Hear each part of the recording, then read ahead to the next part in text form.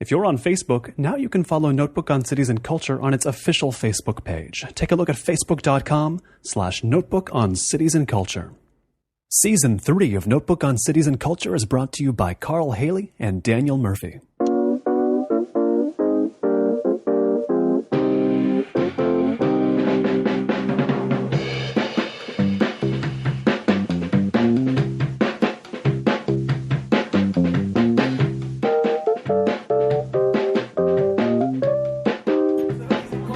Before recording, I was struggling to describe the look of Mexico City, the built environment.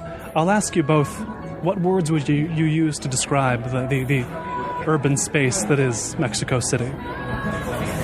Well, I would like to start with a word that is behind. I think that everything in Mexico City is behind something. It's like a puzzle constructed like in pieces, but if you want to discover one of those pieces, you have to cross a borderline, and then everything starts happening. Now it's like small world inside. And actually, it's very interesting that everybody that comes here in Mexico City from the outside, you don't have like these big spaces, for example, in Paris. The Eiffel Tower and the Louvre and these things that are very special in the city. I don't think that you have this main space.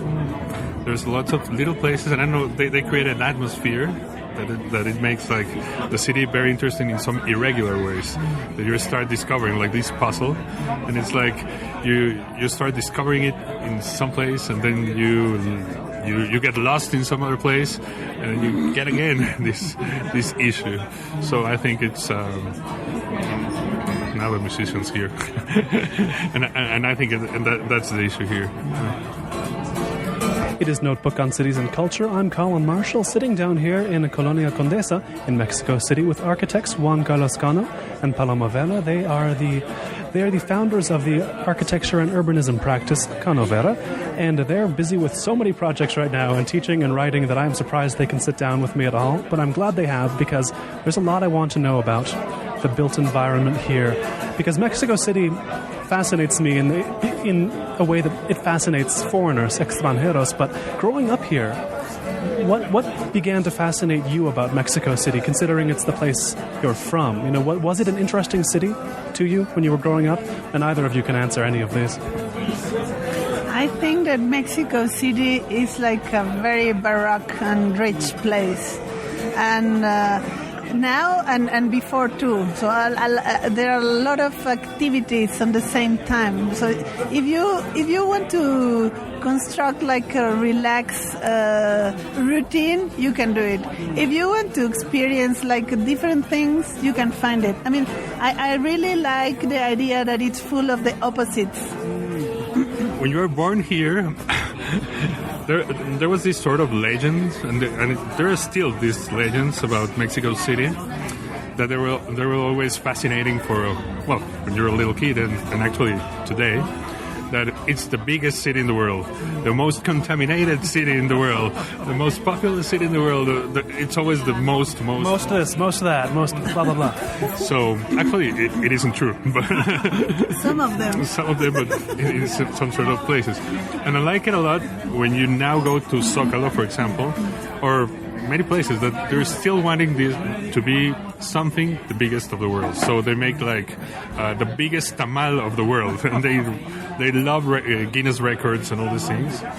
So for example, there was this actually I think it has been like 2 years, this Michael Jackson Thriller spectacle in the Monumento a la Revolución that was the biggest in the world. So these sort of things created when you live here, you get this sensation that everywhere else in the world will be smaller, and it's very weird to think you're already in the biggest place. This is the biggest. Yeah, you think this is the biggest. So you get outside, and actually there are bigger places, and actually there are lots of things.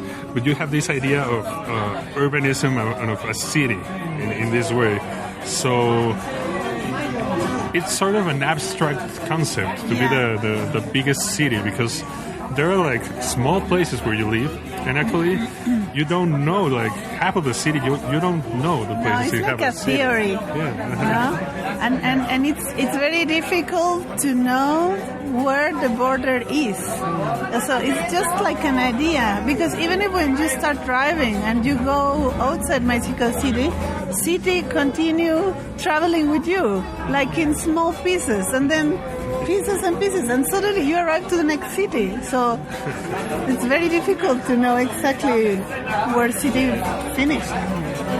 These are some of the same things people say about Los Angeles, where I'm from. You don't know where the city begins and ends. And what's more, many residents in Los Angeles don't know most of Los Angeles. People say you only use 20% of your brain, but maybe you only use 10% of Los Angeles if you live there. Is it true among Chilangos? They know where they work and they know where they live, but they maybe don't know the rest of the city? Yeah, because it's so big that actually, if you go, we're talking about the eastern part of the city. If you get abandoned there, actually you're totally lost. You don't know where you are. You don't know what to do. Yeah. You don't know even the transportation. You don't know what. No references at all. How to do it. So there are so similar places in the borderlands that they're almost the same, but not. So yeah, you can know about 10% of the city. Yeah, I agree with that. What does it take to learn the whole city for someone? I mean, you both, I assume, know more about Mexico City than the average resident because of the work you do. But how much work does it take to really understand how Mexico City, the whole thing, works?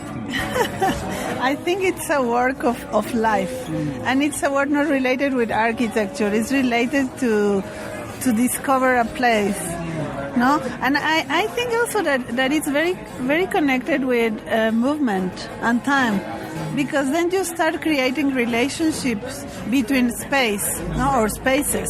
If you walk, if you take a bicycle, if you drive, if you use the subway. So it's a way to start connecting pieces between them. And you also have this side that, let's say, the technical part of how the city works. That maybe you have an idea of how it works, and then you discover that it's a miracle that it's still working. It's just day to day. It's a surprise Mexico City works. Yeah. Because if you start, I don't know, with the problems of every city in the world, trash problems, for example, the way trash is managed here, it's a miracle. it's awful. That's that bad. What's going wrong? Well, it's not wrong. It works. It works because all the trash. Obviously, it's not like a trash selection here. That the cars, the trash. How do you call the trash can? The cars. The garbage trucks. The garbage trucks come, and they pick up all trash, and there are like 5-6 guys in each of these trucks, collecting and establishing, like, here goes the cardboard, here goes the glass and other things.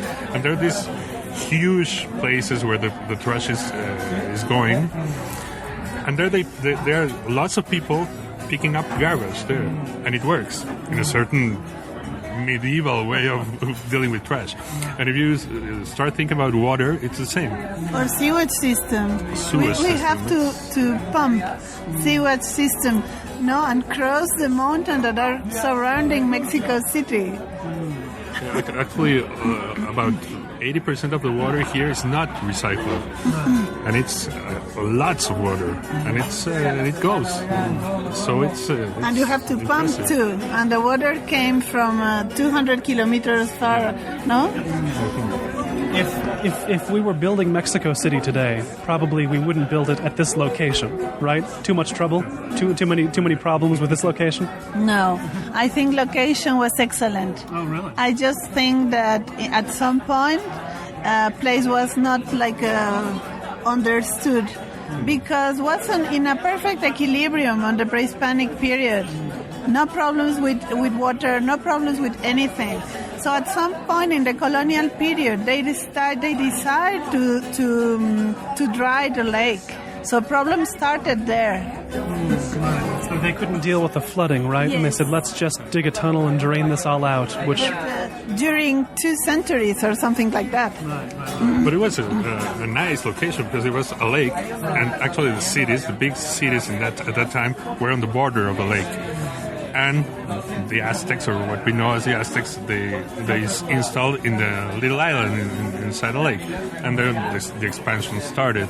But maybe it's not a difficult place to live or to create a city, but maybe it's the way that you approach the place and the way that the place developed in the centuries, right? Do you think ideas are changing about how to use Mexico City, how to change it to better suit this environment? I mean, can you be optimistic? I guess that's the question. I think that in general we are very optimistic. I think that in Latin America, and especially Mexicans, because we are forced to improvise in everything.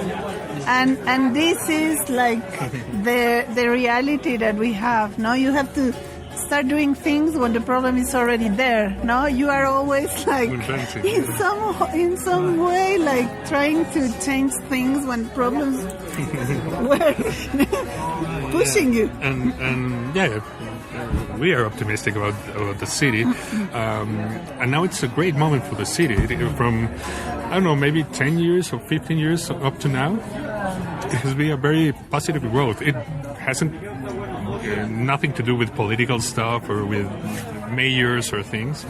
I think it's a very big and active city, and it has lots of proposals of people here in the city that's proposing, and then you have lots of initiatives and lots of improvisation that is working, and it gets done.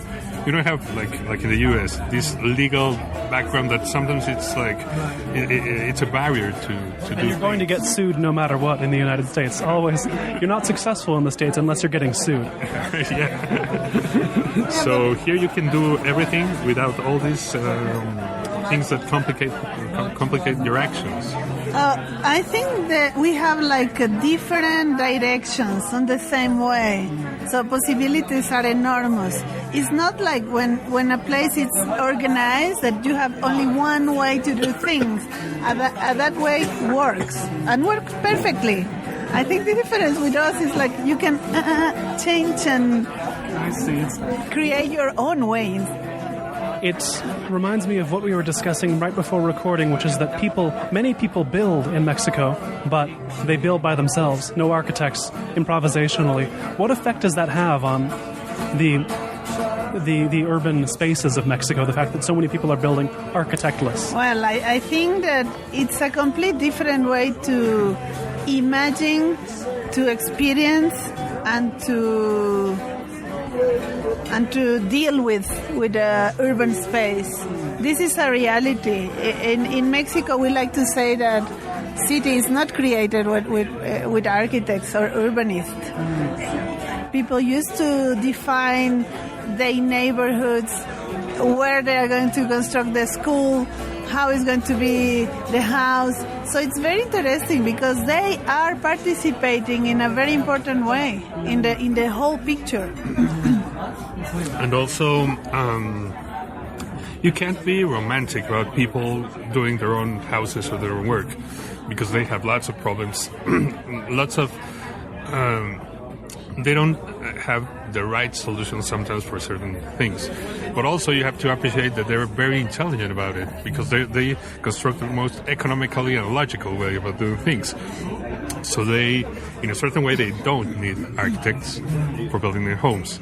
You probably need some help from architects, engineers, and other professions to make it work more efficiently or more positively in this sense. But they can do their own work. And if you put it also in terms of beauty, you can also, you see these hills full with houses, maybe disorganized and very gray and all these things. You say, oh, that's awful, and that's the city's growing awfully, and that. But no, then you can, if you reach for the details, you look like God is in the detail stuff. you see that everything has a reason, everything works there. So you can use the things, and you start understanding why is it done that way, and it's a very intelligent way. I think city is created by connections, not just the physical connections that you think like an architect, no? Houses and buildings and streets. The most important part is the social connections, so those dynamics. And when you compare one of those neighborhoods created by the people and another neighborhood created by developers, you are going to realize and discover that the first one is full of richness. Small spaces, and they know each other. They arrive together to that place. In the other one, impossible to create one connection. Now, one of your many projects is to help people who are building their own houses with efficient, replicable plans to do that on the plots that they buy. And I would imagine that took a lot of studying. You had to study the houses that they already were building to see what they were doing, right? You had to pay close attention to how they were already building before you could make it easier for them to build. Explain a little bit about that to me. Well, we started as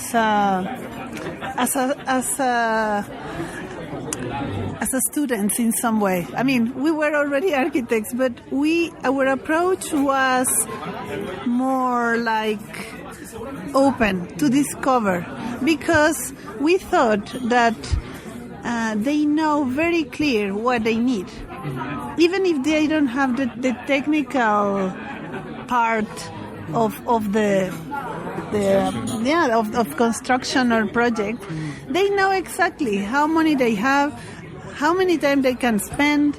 So we start like just understanding that, and like simple things. If they don't have water, it's very important to think about that from the beginning, and then the position of the first room must to be just on the border of the plot, because if not, then the neighbor, he can construct on your plot. So there are like simple things that nobody's going to teach you at the university, or if you are in your studio, just imagining. So we start like just doing things there, like inland with them. And the solutions that we can propose to them is using that logical way of thinking of their necessities, just also having like a catalog of the things that work and those that don't work, doesn't work. Like, for example, that thing of putting the first room on the back of the plot, but you need to also put up another room on the front of the plot. That creates a problem when you're for the growth of the house. So how you can connect these things, not denying these two starts of constructing, but then trying to put the things in a more logical way for them. Like all the rooms can be like with natural lighting, and the places for the stairs, and all these little things that they can understand in a certain way. Or for example, in those plots that are like slopes, that they don't really know how to deal with them. Those are the places where you can help them. Right? I think it's important to put in context a little bit things. Plots are like very small, normally 6 by 12 square meters. So it's like a very small area to construct. And then you have neighbors next to you. So you have like street and then 3 neighbors. So the way that you can start putting rooms and things, it's like... It becomes intricate. You have to, it's a tight space, and it's like putting a puzzle together. Right? How did you become interested in this type of architecture and this working on at least for one of your projects, on a small scale with people who are building their own houses? How did this first interest you? Well, it's a very nice story, because I think 3 or 4 roads in our professional practice force us to arrive there. We start working with a private client designing a small city. that was a very important part to make us to start designing this kind of housing. On the same time, I was doing with my students at the university a small project in one of those areas.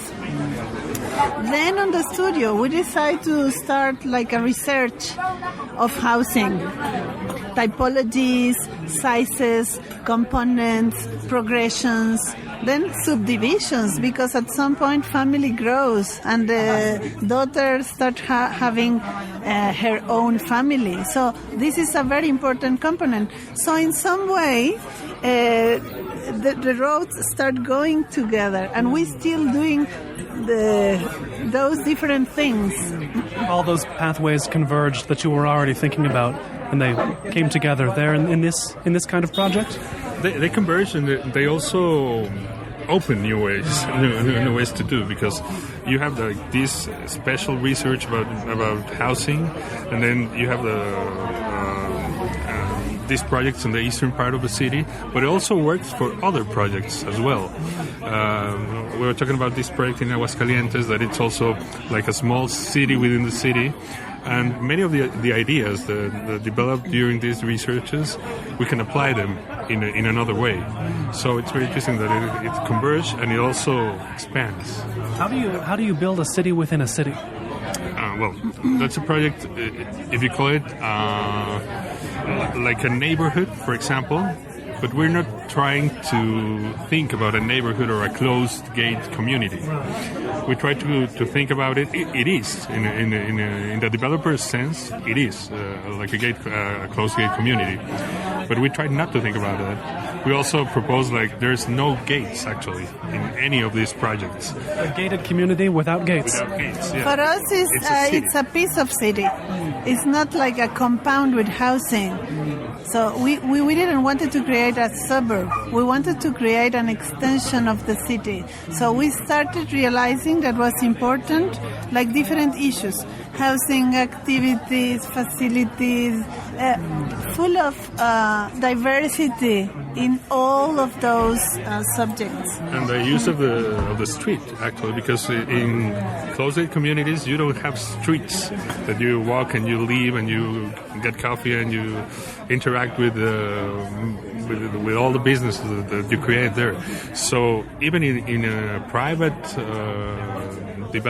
with private developers, you have to think that way. You have to make a city, not a development. When you travel to other cities, are there places that really impress you, that make you think, oh, this city works well, this is the kind of city I want there to be more of, this is a city we can learn from? Have you seen cities like that when traveling around? Are there good examples in the world you can look to? Yes, absolutely. And I think that on my case, everything is related with the possibility of create connections. I think that streets and public spaces are the places of encounters between people.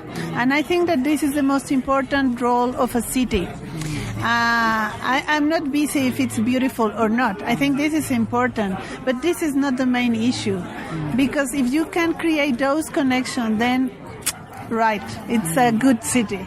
No? So I'm thinking more in cities that are designed for people that can walk and find everything that they want and everything that they need in a walking area, in a walking distance, and not cities created for the car. Right. How many parts of Mexico City do that well? Like make connections well, allow you to walk well? How much of this city does that? Well, actually, it's a small part of the city, mostly around the center of the city, mostly close to downtown. Like it's downtown. And you have, here, Roma, Condesa, and also Doctores, Antonio Rivera, San Rafael, the old neighborhoods that were created like independent neighborhoods. And also, if you go to the southern part of the city, there are like small locations that within that location you can walk and you can be connected. And mostly, all of the city, it's like a huge, it's like a huge soufflé. Huge soufflé, I like that. Yeah, because it expands and it contracts, but it is connected, actually. I think there's a good transportation system. If you see the scale of the city, you can go everywhere in public transportation. It's not like LA, for example. Yes, they're still building the trains in Los Angeles. Here, the metro opened in the late 60s, right? So it's had a bit more time. In Los Angeles, it opened in the late 80s, so different story. And we continue constructing subway. I mean, the last lane was open a couple of months ago. What about other cities in the world? Do other cities impress you as far as being very walkable, creating connections? Do you get to see many other cities in other countries and study them in that way? I think there's, when you put the example of other cities, you have to, there are different kind of cities. The small-scale cities, medium-scale cities, like European towns, for example, like, I don't know, Barcelona, even Berlin, that it's a big city, but it's not so populated.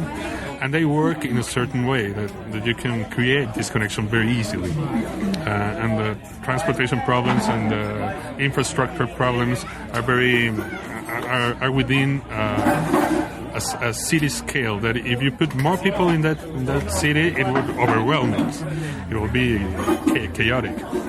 And then you go to the large-scale cities, and they're very different. If you put the example of Los Angeles and New York, they are both huge cities, but they work totally different. Or you put Houston, for example. Houston works totally different than LA and than New York. New York can be, I don't know, an ideal if you think about a pedestrian city, that nobody has a car and you can walk everywhere and all these things. But I think you can't compare New York with Mexico City, because the dynamics of the city, they're pretty different. Mexico City, you can relate it with other enormous cities like São Paulo, for example, or like Bangkok, or like Mumbai, any Indian city. I have heard the Indian writers write about how they feel at home in Mexico City, and I think, well, Mexico City seems a bit more orderly than most Indian cities, I'll admit. But, maybe there's resonances between them. But I think that it's not just related with the urban space. It's related with the culture. Yeah. No? So in the daily life, no? It's more like improvisation, the chaos. That part is like very similar. And actually, you read those cities very well. I was in Bangkok last year. And it was like, yeah, you can feel at home. Yeah, everything makes sense. I'll ask this: what other than there? Since you grew up in El DF, what cities do you feel at home at in the rest of the world? Which ones feel like, oh, okay, I grew up in Mexico City, but this is also where I can feel at home. São Paulo. And for me, it's very important, or I feel like at home when I have to discover something. Oh, really? Yeah, when you are like in an Italian village, it's very nice, no? You feel like you are like in countryside, beautiful, everything is more or less clear. But for me, it's familiar, like the big places when you can be anonymous and you can discover. You are forced to discover. Right. I understand. It's like there's... Could you say places like Mexico City, they give you a challenge. They say, you have to learn this city. Yeah. You have to master it. Like that? Yes. And Los Angeles is the same way. If you don't understand it, as many foreign visitors find out, you won't have a very good time there. So in Mexico City, though, it's accessible. You can just show up, walk around, and enjoy yourself, right? I mean, it seems that way. I know you grew up here, but for visitors, you can just come, right? And you'll have a pretty good time. Yeah, I think you can, and actually, it's a very homely city. I don't know why that every foreigner that comes here, they like a lot Mexico City. They have this impression of, wow, it's a marvelous city, but actually they don't really know why. Oh, they don't tell you why. It's like you ask them and they just say, I don't know, I just like it. Yeah. I had a great time there, and I have made crazy things there, but why you like it?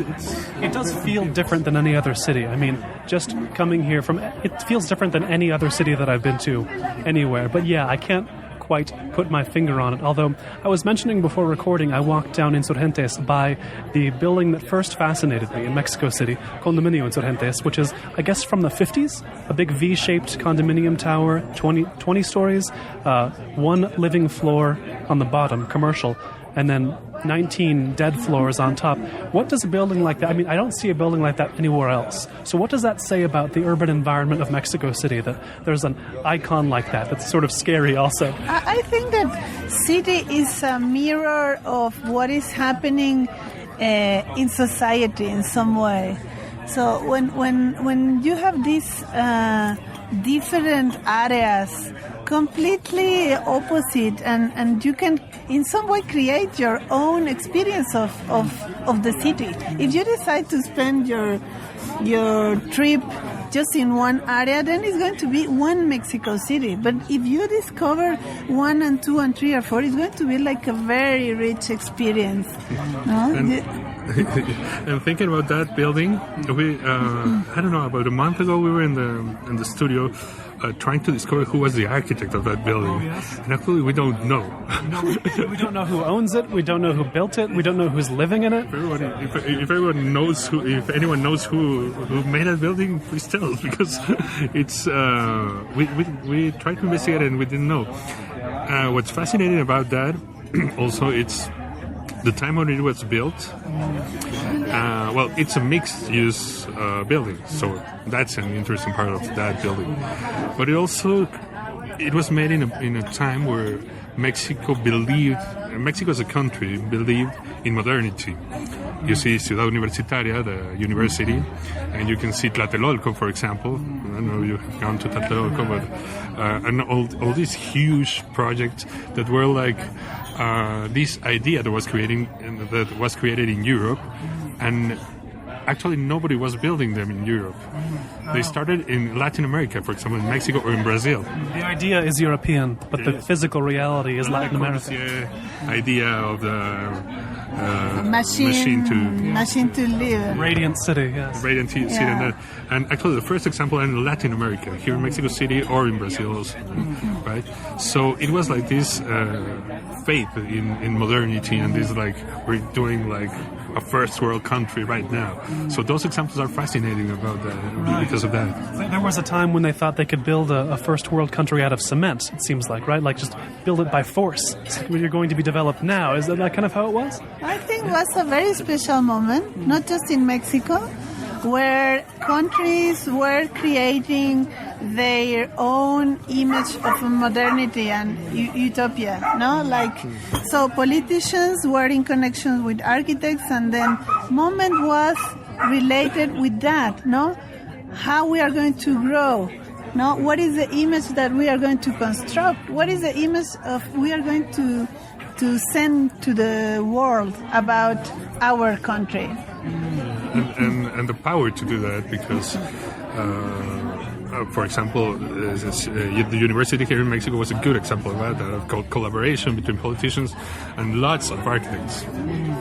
Plenty of architects that participated there, or in other sort of things, the Caracas University in Venezuela, or Brasilia, the idea of creating a capital, or also Dhaka, or it was like... And decision, no? Yeah. Decision and time. I mean, Brasilia was constructed in 5 years, and the university, Ciudad Universitaria, in 2 or 3. I mean, the main part. So it's like a power of decision. No? We have to do this, and we want to create that image.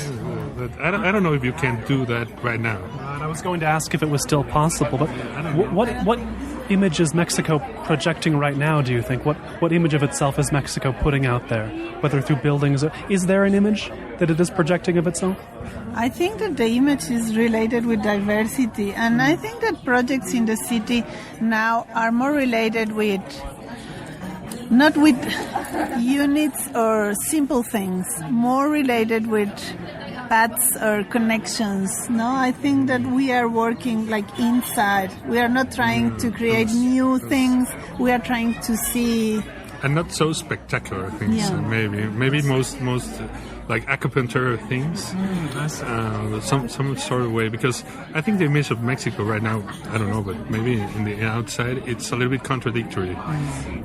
In one side it's this violent country and this chaotic country where nothing works and that, but in the other side everything moves, and I think that's very important because actually everything moves in a chaotic way, in a violent way maybe. Capital en movimiento, is that the slogan? Capital en movimiento. This is related with layers. As a tourist or as a foreigner, even if you live here, you can be on the perimeter. And I'm not talking about the geographical thing. I'm talking about the depth that you can go and know something. So you can just be in one part and then discover nothing because everything was already described for you.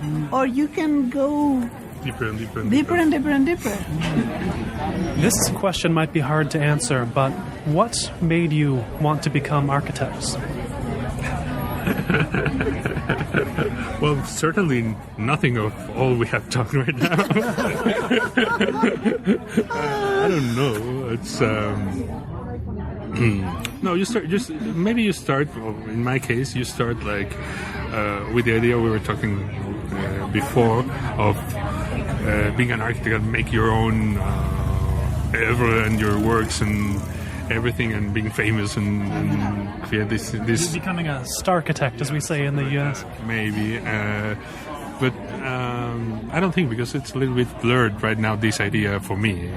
So maybe you start like that, like I want to build a beautiful building. Right. That's it.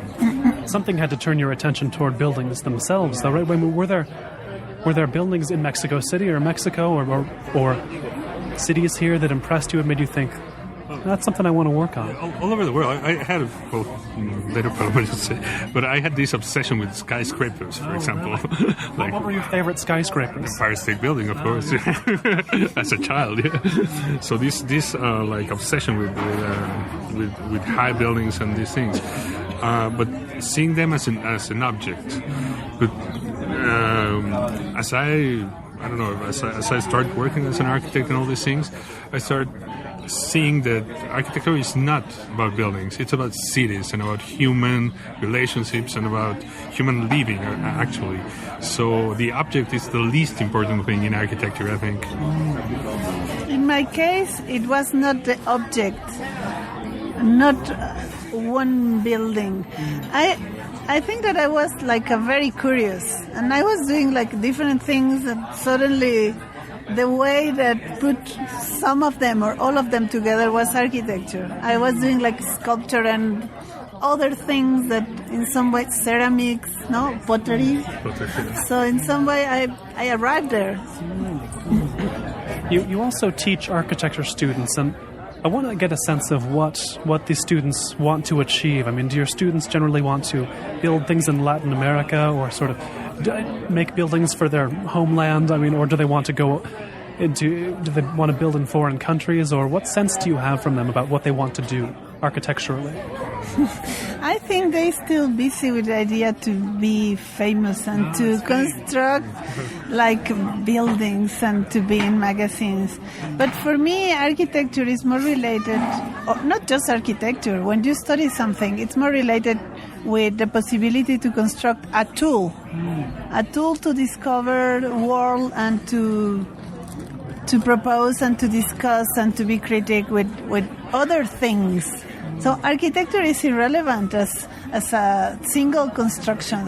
Architecture is very important when you start talking about people and you start talking about cities. And we have two different classes actually. Paloma, she can explain. She has a more urban class related with the city. And my class with other teachers is about social projects. That what we try to achieve is to make them real. So we try to make a little project, a very small project, sometimes rural projects outside the city, And the main purpose of this is that they can do a project, a small-scale project, but very real, and they construct the students actually construct the project. So they get this very close feeling about architecture, about how to handle materials, how to work with people, with your clients in this case, and make it something real that can work in some space. Well, my workshop is more related to make city. I see. No, it's related to the context of a city. It's about the context the building is going in. and I try to open in some way their minds and the possibility to imagine architecture as other things, no?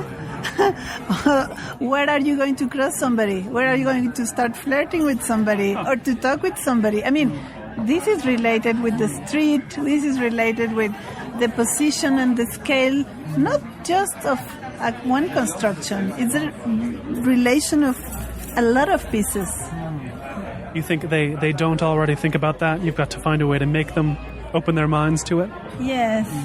I think constructions are the frame that allows that other things happens. Life. I see. It's, I think, something that impresses people about Mexico City. You mentioned when foreigners come here and say that they like the city, they don't know why. The life that goes on here does feel a bit different. Maybe that makes sense. I'm not sure, but you don't see the same kind of... First of all, in other countries, you can't buy as much good food on the streets. Would you agree about that? Completely agree. And this is one of the things that urban space can allow that those things happen. I mean, look at that. We are sitting in a small corner, and then there's sun, and then people sit and people walking. I mean, a lot of things are happening here. Why? It's because the form of the space. And why is the food so good on the street here? You know, it's, other than the fact that Mexican food is good, and why is there so much and it is so tasty? What about a city makes that possible? Well, maybe it's because it's dirty, so you like these things. No, I think. I don't know if it's better than other places if you eat on the streets, because there's lots of cities in the world where you can eat very, very, very good on the streets. But also because it's the street. It's a place where most of the people eat. I don't know if you watch close to the city at lunchtime, you can see everybody eating on the street, not on restaurants, or they're eating like tacos on the street because that's the cheapest way of eating and that's the most practical way of eating. Also with this quickness about it, so it has to be good. I see what you mean. And in Los Angeles, I live right on the one street where there's the most street food, all Oaxacan vendedores. So naturally, I get the shouts of tamales in my window in the morning. But that's one of the reasons I live there. But let me ask you this. It seems to me that, I don't know how many American cities you've traveled in, but as far as cities in the United States, many of them seem to me they got too rich too quickly after World War II to develop much of a street life. They skipped over that, and that was a problem. Do you think that's Mexico City getting wealthier more slowly has preserved a street life? Does that make sense at all? Well, I don't think that it's the quickness of the development as the organization of the city in that way. It also has to do with, I think American cities, the exception can be the big cities, New York or Chicago or something like that, because there's lots of immigrant people and they do the things their own way. They started to grow very organized, in a very organized way, and a very clear way of how to do things. And it takes us back to the concept of improvisation. That this is not an organized city, actually. So maybe that's the feeling about the street life and that. that doesn't mean that organized cities are not a good thing to do, because you need organization. But I think that it creates some... if you see this concept of Main Street in American cities, you can see Main Street as a commercial place, and all the other places in the city is where you live.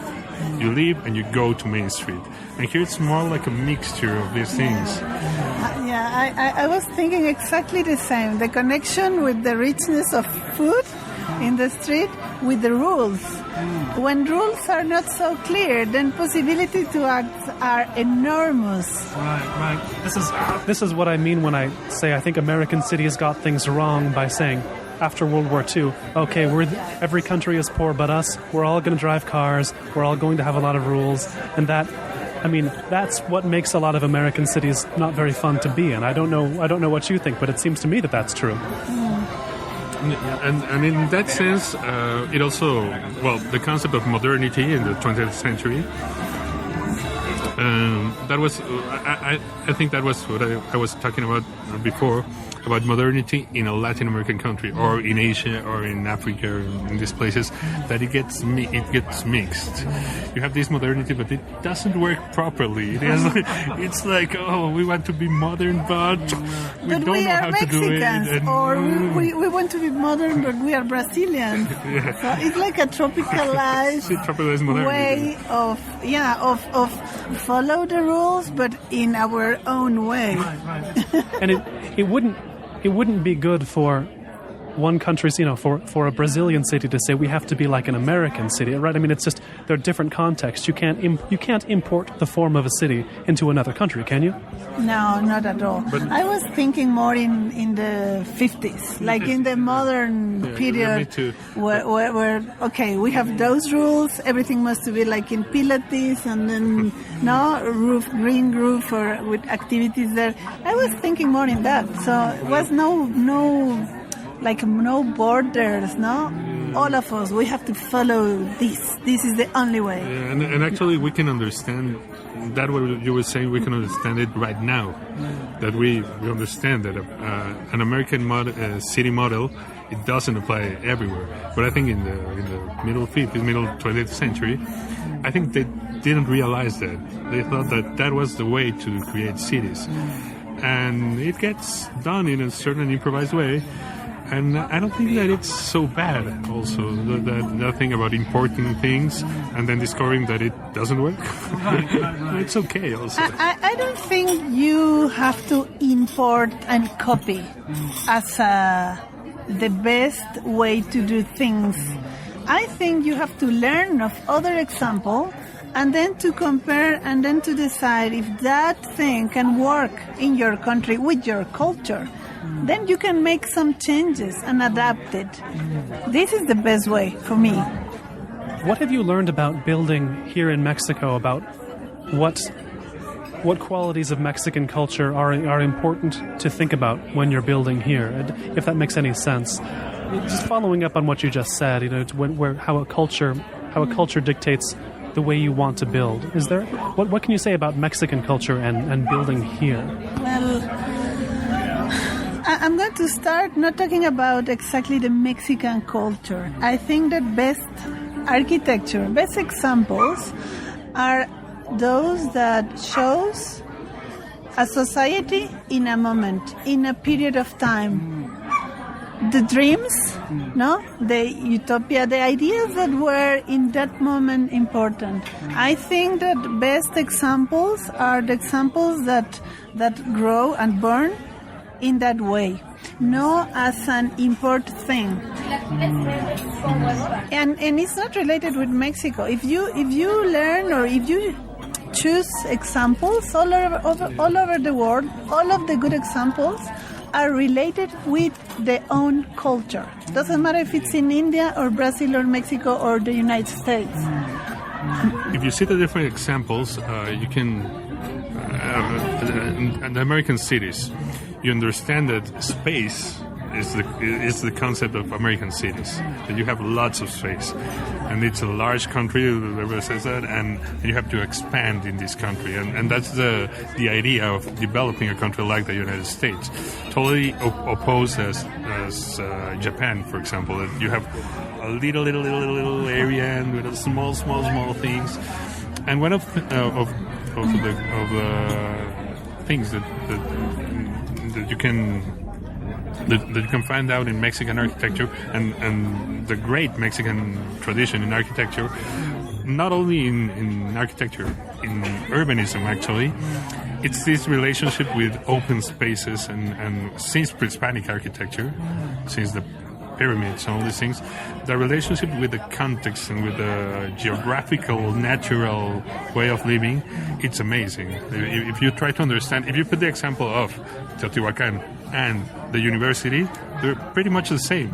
Yes. Well, the idea of creating a city that way, if you analyze it, it's pretty much the same, the relationship with the context. I've been to Teotihuacan, so I'm going to Ciudad Universitaria later today. I'm going to think about this. Same relationship to space. Yeah, relationship between buildings, I mean the constructed area and the open spaces. And I think that this is related with an understanding of culture, an understanding of different moments of road in the culture and in the society.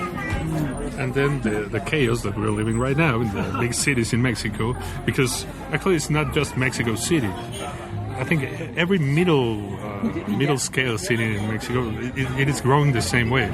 It's not taking into account these things, because if you see most of the cities, they have a nice downtown, a nice historic center, and the periphery of these cities, it's all dispersed and it's all chaotic and pretty much the same. If you go to Durango, then if you go to Oaxaca, Mexico City, everywhere. So it's not taking into account these things about the relationship with the place that you are within. It's like sort of a generic modern city. Same everywhere. Same everywhere. It doesn't work that way. I want to return to the food thing and create a connection with the pre-Hispanic period. Markets were very important, full of people walking, selling, interchanging. If you go to downtown now, you are going to feel, I think, pretty much a similar experience of the open space.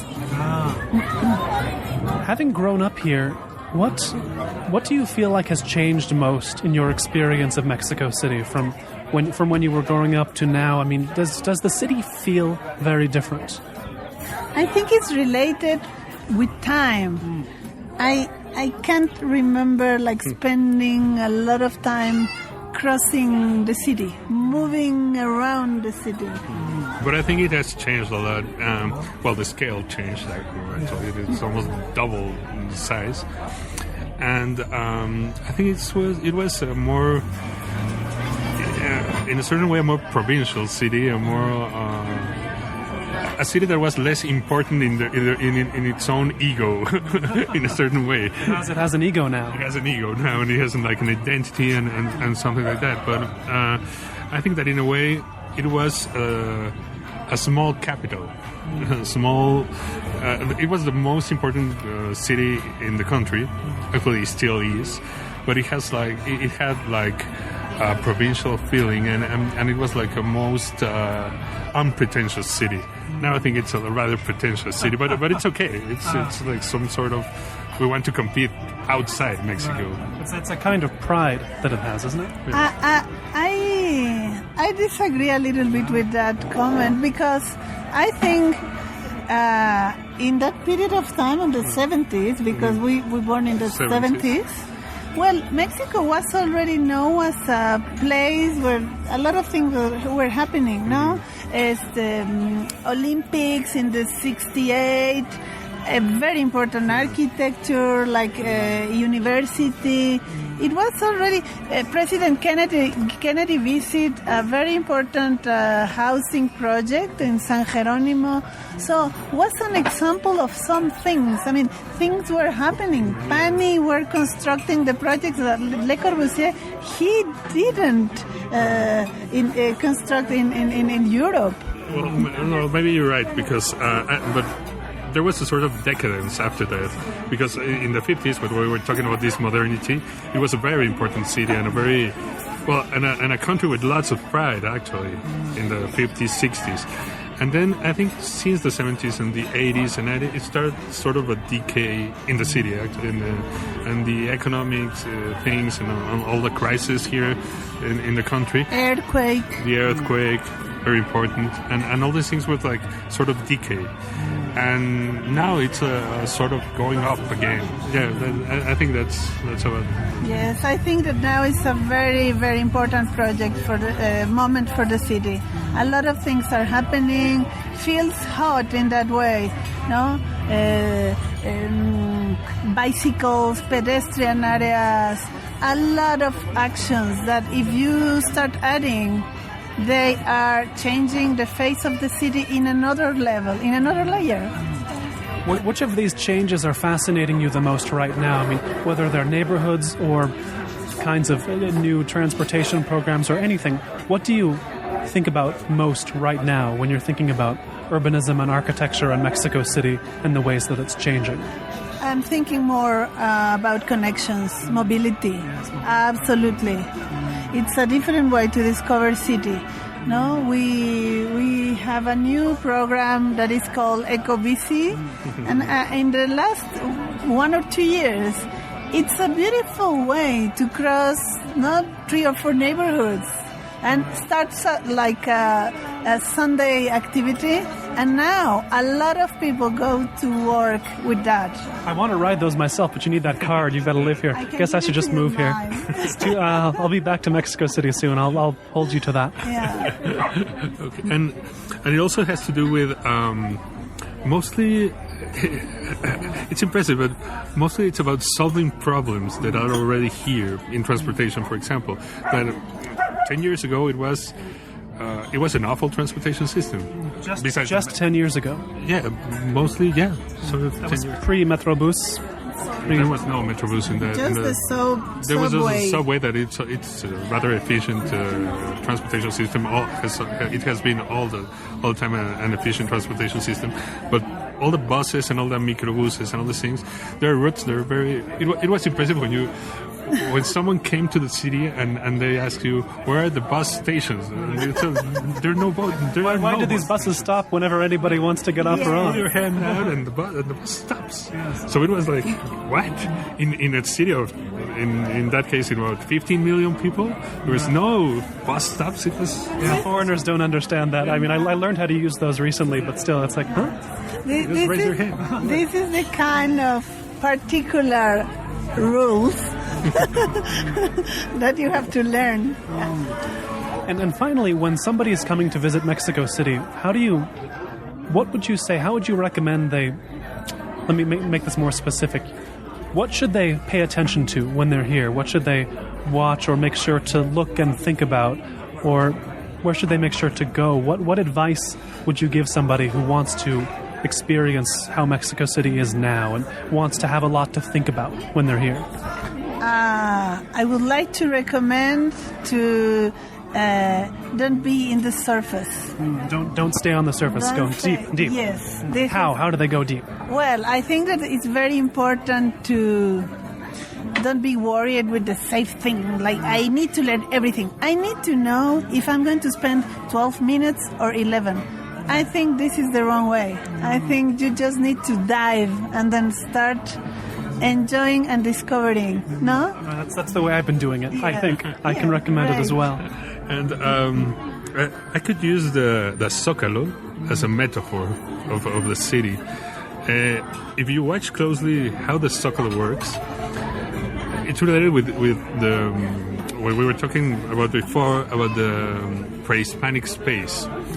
it is the way the pre-Hispanic space worked in a certain way, that it's an open space where everything happens, where actually in another time there was a market there, and people was a place where they collect everything. And then you also understand the colonial way of creating cities, where it's the main plaza, where you have the church, you have the government, and you have the commerce in a certain way.